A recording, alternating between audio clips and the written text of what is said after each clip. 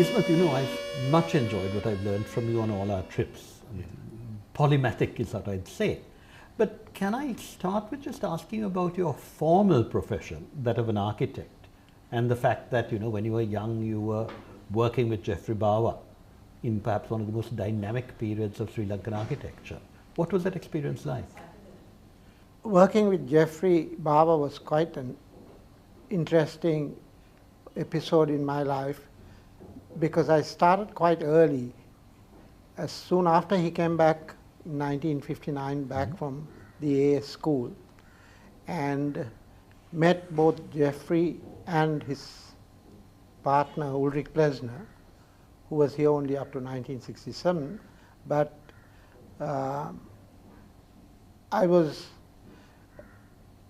we had a much greater freedom working with him because he accepted us as more than students. Just it is a sort of Renaissance type education where you worked with him and you did the drawings as well as, not like now where you're doing computer work, but real drawings, measured drawings and detailed drawings of trees, birds, animals in the architectural drawing. And then more to the, the added responsibility was that he wanted us to work as artists, sculptors, painters, so which we ended up by doing the interiors, supplying furniture, textiles, which immediately led me to working with Ina De Silva and Barbara Sanzoni. And so that was quite exciting because both Barbara and Ina were also recruited in a sense by Geoffrey because he, unlike most architects, and also because of the conditions in Sri Lanka, there was no ready supply of furniture and furnishings. And Geoffrey felt a great need for this, and he set up, virtually, he set up Ina and Barbara because he became sort of the main patron to do large scale, batiks and handlooms for hotels. Right. So they then, prospered, and they also, expanded, and both expanded in the sort of commercial as well as the aesthetic sense, and they sort of diversified into various, aspects. Were you involved at all in the Ina house? Because one of the first houses Geoffrey did, or was that just before you joined him? I was, but in a very marginal sense at that time, because Geoffrey had already, perfected the drawings and so on. Lucky Sennaika, whom I befriended, did quite amount of the work and the drafting for Geoffrey. Geoffrey couldn't draw at all, he just Really? was one of these architects, very rare, because for that generation he should have been able to have been, at least hold a pencil and do very good sketches and perspectives. But for some strange reason, all his work was translated by us into, drawings and... It's quite fantastic because he had an extraordinary imagination. Yeah. But he couldn't put it down on paper, so it had to be done by all of you. Yeah, he would draw it on a very tiny scale, and that would be used as a sort of, the blueprint for us to develop it.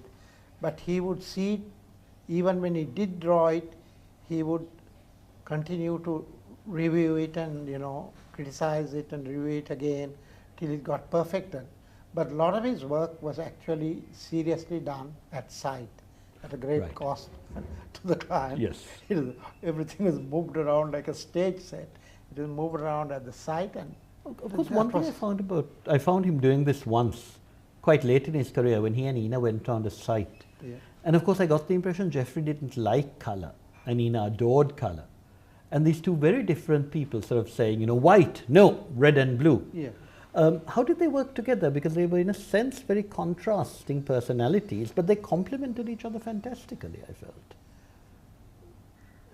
What really happened was when I and three others who were working at Edward Ziedenberg, Firoz Choksi and Ratna Vibhushan and Vasanta Chandaratna, when we came back from Denmark, we introduced a lot of color, and we were, we had visited Finland and Norway and Sweden, and there was a lot of colorful textiles which were being produced by young designers and in the furnishing and so on.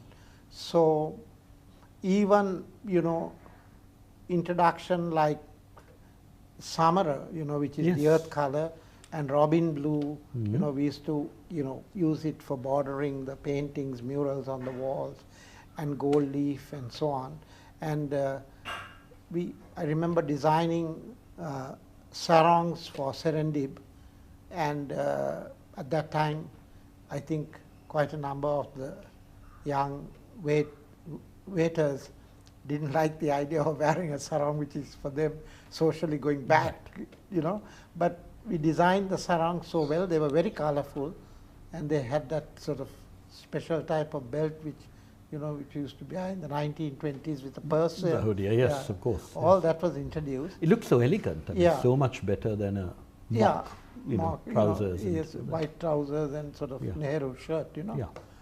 So then with Barbara Sansoni and the introduction of Ina's work, when I was away in Copenhagen, I did a lot of engraving and lithography, and then it struck me that both of them were struggling with foreign exchange at that time, and there was a system, I don't know whether you remember, there was a thing called FEEX, yes, where if you were an exporter, if you did export, to encourage you to export, it was converted into convertible currency, which wasn't convertible for the main part. Yeah. And also, if you did satisfy the requirements of the import authority, that you were going to get dyes and material for your business, then you would have free of duty. So we had, I organized 2 exhibitions at the tea center, one for Ina, and she made as much as 44,000 Danish kroner, and so did Barbara. Right, great. And it was in the most fashionable part of the walking street in Copenhagen, and which is the tea center, which is a sort of... This was in the mid-60s? Yeah, 67, 68. Right. And before that, I had already started working with Ulrich Plesner, doing measured drawings with him as the head, organizer, because as a young man, he'd been doing a lot of work in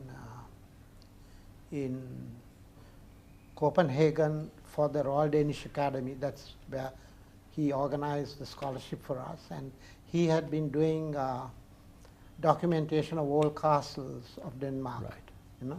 So he knew the system, how these things should be done, and we did a quite amount of drawings of 17th to the 19th century buildings in rural Sri Lanka, Ambake, Gadladenia, Lankatilaka, Kalpitia Fort, and... I mean, those records are great, and perhaps that may have led to the fact that when archaeology took off in a public way in Sri Lanka, I'm talking of the last 30 years, as opposed to the British, who were really quite good at discovering the old things, that Roland Silva, who I think was a rather important figure, used architects as partners with archaeologists. Were you involved in that process with Roland? I was only in a limited way. I was a bit suspicious that unless you really had a background to archaeology like Roland did, because Roland first became an architect and then did a degree in archaeology. So unless you had some sense of archaeological discipline, I thought, you might not be able to, with your enormous amount of work in Colombo, that you might not be able to interpret archaeology had become a distinct science. It was, it was not sort of one of these things which you romantically took for, going to see Giriya or Polonnaru and just, holding a celadon vase or just a piece of treasure, because it involved far more, discipline than that. So I was nervous myself to undertake it, but I was on the periphery doing work for R.L. Brohier on the historical side of buildings and research. And other than my, during that time, we also had a whole host of artists coming to work for Jeffrey Bava and Ulrich Plesner. And one of the most fortunate thing was we had Donald Friend, who came and stayed with Bevis Bava. He was probably one of Australia's best draftsmen and probably amongst the 5 best painters of his generation. And he came, and Ulrich offered him 3 major, with Jeffrey's permission, because Jeffrey was the sort of big boss, and the large murals in gold leaf, and one in Bowers and the other 2 in Mackinnon's, and another one in John Keel's, large scale murals, which he did.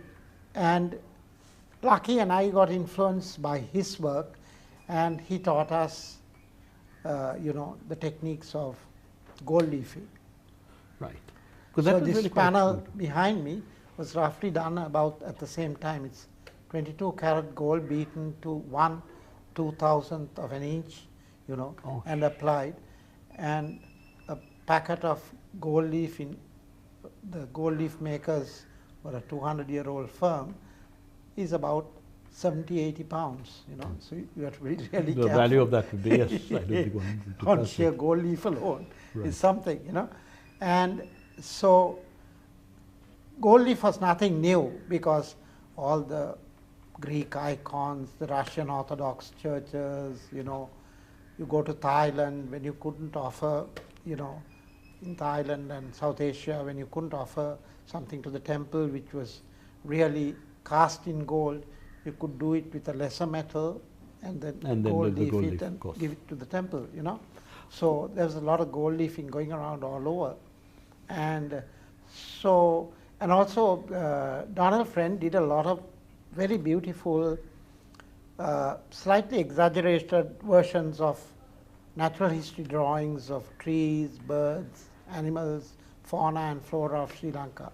So we introduced those elements into Jeffrey's drawings for the clients' houses. So when we would do a section for Ina, we would actually draw the tamarind tree and the Aralia trees, that you could actually recognize it, instead of doing these rather figurative, stylized trees which architects often did on their drawings.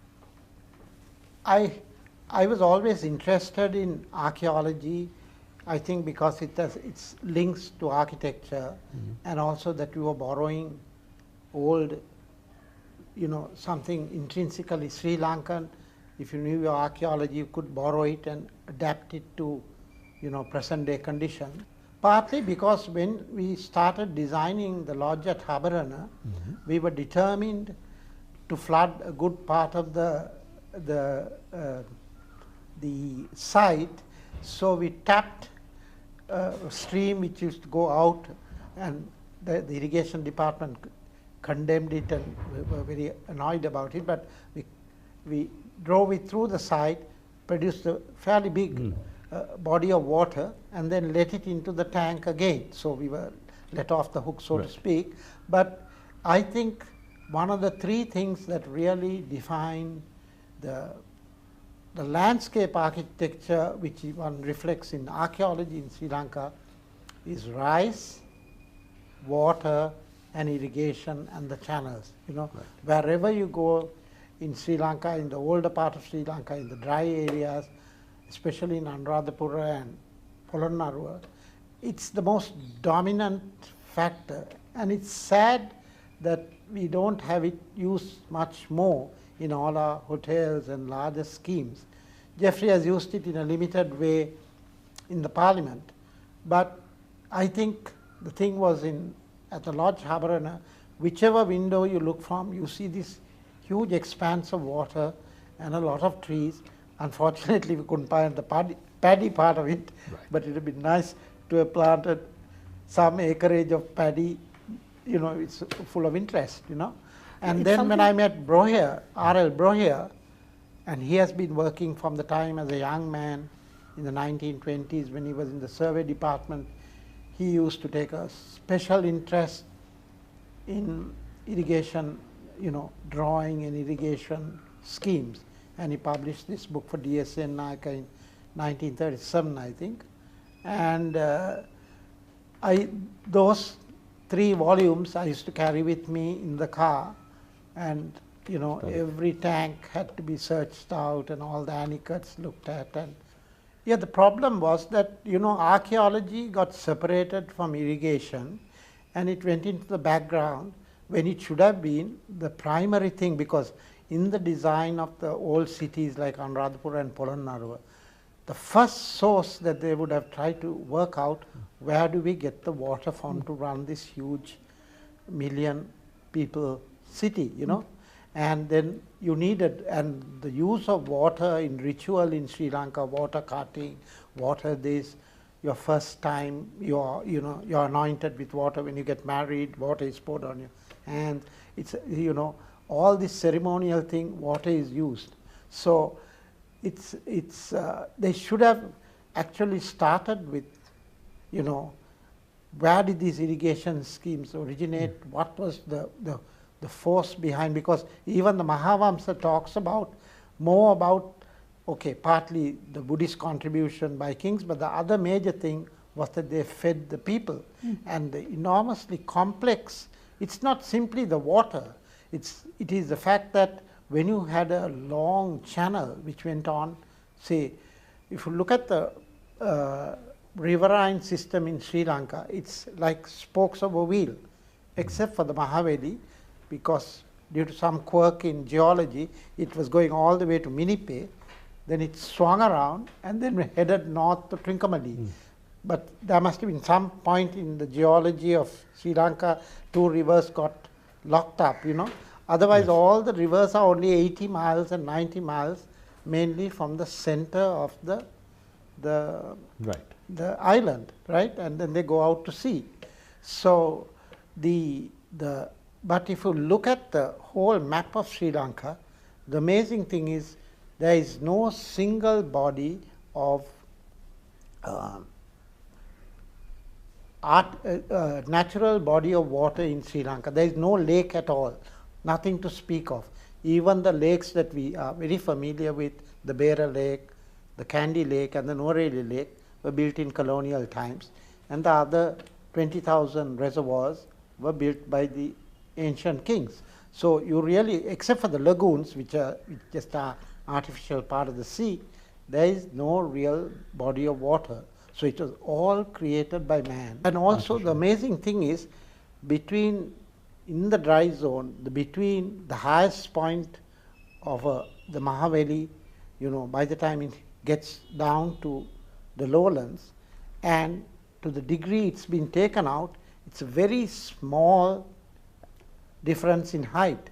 So you had this incredibly engineering skill where the water was taken over huge distances where the drop was so little. But I think one of the most important things which has been forgotten about this whole technology is that more than the technological part of it, there was always a control of water. So when you went into a terrific dry period, there would have been all sorts of rules, land tenure laws, where the amount of water you could get from the headwater system of the canal, it would have limited you, and you would have to go through a whole series of, you know, watering your lands in relationship to the guys who are at the bottom of the, you know, the channel, and how much of water you can tap, how much of water you can use, the amount of angling and fishing and the resources from the water, all of that has been listed. And the Portuguese, when they came, they had a doomsday book, right? And that was based on these land tenure laws, and that was followed by the Dutch. And these were based on, 7th, 8th century, 9th century sophisticated laws relating to land.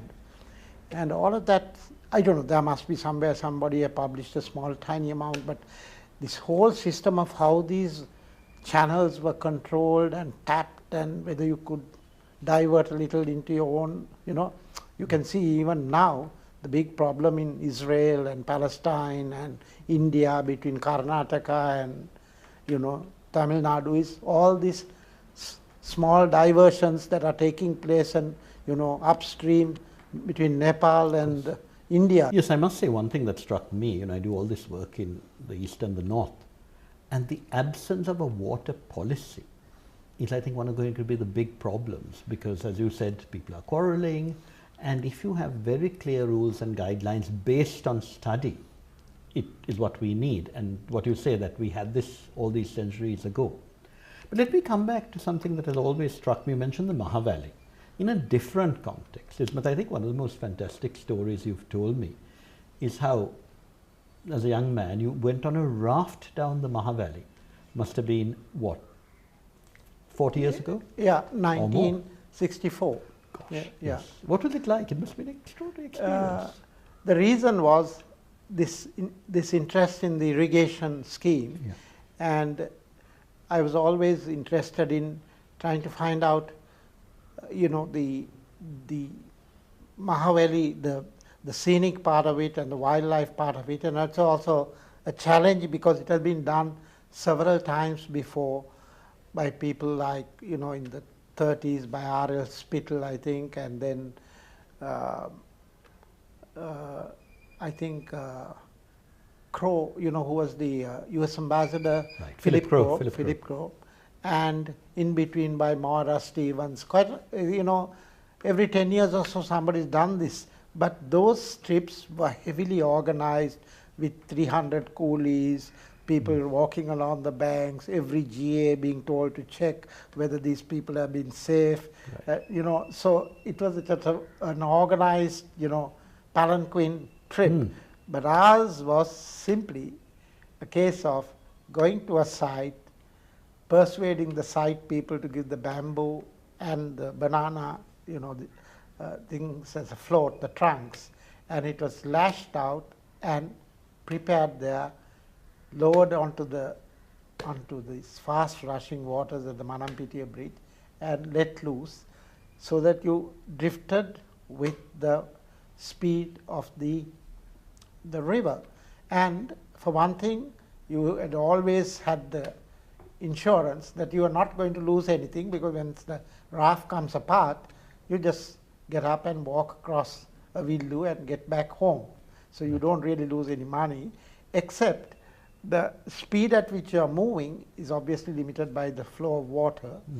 And the easier thing as well is that if you had a fiberglass boat or a wooden boat, you can't abandon it. You have to get somebody to carry it. It's too heavy, the oars and so on. The raft is pretty light. You just drag it along the river and you drift along. How long did it take you from Manampitia to the mouth? No, we really couldn't make it to the mouth of the river because there are a few rapids along the river, right, and huge kumbuk trees have fallen across it. So the raft used to run into this, quite seriously, and it will be quite tricky because we had to lift our feet up, right, because the raft used to smash into huge, sharp, branches and so on. But during the evening, we used to drag the raft out, prepare some, simple meal, and just collapse onto the sand. Wonderful. Except it all sounds quite romantic, but we didn't realize that there are sand ticks in Sri Lanka which make tormenting, right, you, because next day you're scratching all over. So how long did you actually travel? We traveled about 10 days on the water. Gosh, yes. And bought your food if necessary, Yeah, supplies. but no, we couldn't buy our food. Because everyone was 15 feet above the water, because right, the water had eroded the banks, right, and the tobacco cultivators were up there. And the raft wouldn't allow you to even talk to them. You could say hello and hi and Right. wave, and then you would drift. So we were dependent on this huge amounts of paripu and rice which we had to dry out Right. because it got wet and it soaked and tends to get So that was spoiled. all, you had it on the raft and cooked every night? Yeah, and- yeah, that's it. And it took about 8 days, I think, 8 to 10 days. But we came across this marvelous sculpture all in the round of an elephant in the water. And it was the most magnificent thing I have ever seen, you know, and looking very much like an elephant actually having a bath. And In the water In itself? the water itself. Did you ever see it again from the land, or? No, no, we drifted by it, we slowed down the raft, we clambered near the elephant, looked at it, but couldn't get a photograph because the raft was drifting too fast and it was quite dangerous because it was in a sort of eddy on the side. And you always felt nervous of getting into those eddies because they were deep pools and there was always crocodiles on the banks of this thing, you know. So they used to dive into the water and you didn't want to get, you Right. know, slashed by crocodiles, so you just kept clear of the, you know, midstream. Isn't this elephant, Yeah. has it been recorded by anyone else? Have you seen it since? What happened was soon after my trip, Yeah. when we came back, I acquired a small really a diary of a man called Brooke, Richard Brooke, who had done this trip upstream under the orders of the governor and the Survey General When was that? In? in 1836. But he comes to this area, but the village, but doesn't mention that he has seen this thing, you know, it's very strange. Really? Right. Yeah, because he goes across from the river to Garner's Coin, describes the archaeology and comes back. But somehow he doesn't mention this.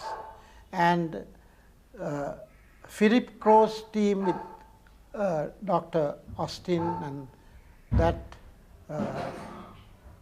and Gunaratna, you know, she was in the US. Hey, Margaret Gunaratna, Yeah, yes. her husband, he went on the trip. They had seen it, and They do mention recorded it, it. Yeah, but HCP Bell was told by a forest department official, and he went to see it. And there's a very charming picture.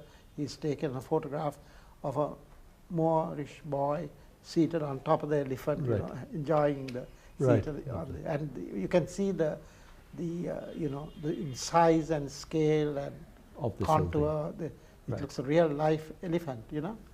And Harry Story, who followed afterwards with a man called Cameron, they had seen it, but few and far. I don't think any of the living archaeologists, according to Roland, has anyone has seen actually it, been, yeah. actually been there, because the only way you can access it is downstream by the By river. the marble Yeah. itself.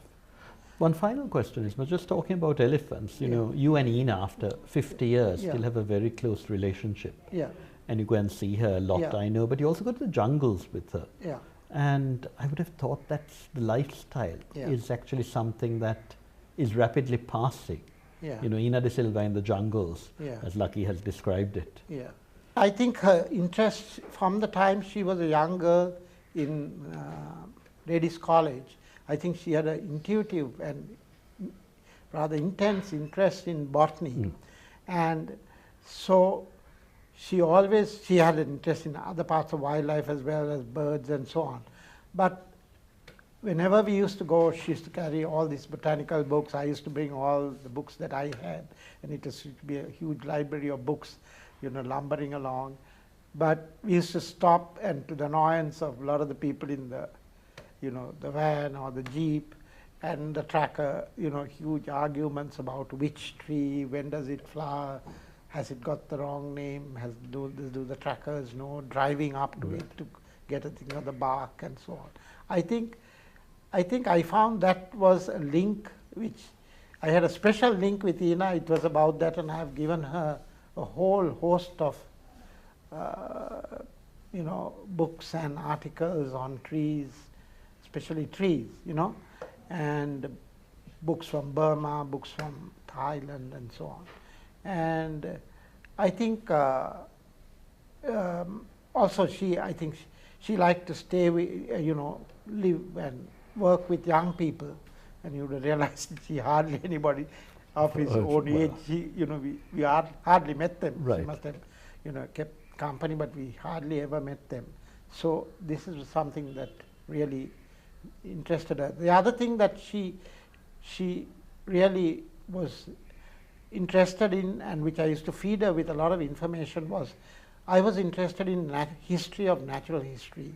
And after that British Council exhibition that we had, which you were there when at the time, I got a scholarship to go and work at the Victoria Albert Museum, the Kew Gardens, Yes, I think I was the officer. Yeah, was, and I went through the British Museum. I must have been to about 15 museums, Army Museum and so on. But mainly I went to see the documentation by the British that was there, and to learn more about how this knowledge permeated and the osmosis of knowledge from 1800 or even before that during the Dutch times. So I've done a lot of work on that. I go to Singapore, look at all the archival stuff, go to the herbariums there, write about it. And presently I'm just doing a work on a fantastic dynasty of Sinhala artists. Remarkable. But I mean, thank you very much, because I think what you've exemplified is the need for records, for remembering, which of course is, I hope, what this discussion is also all about. Thank you. Yeah.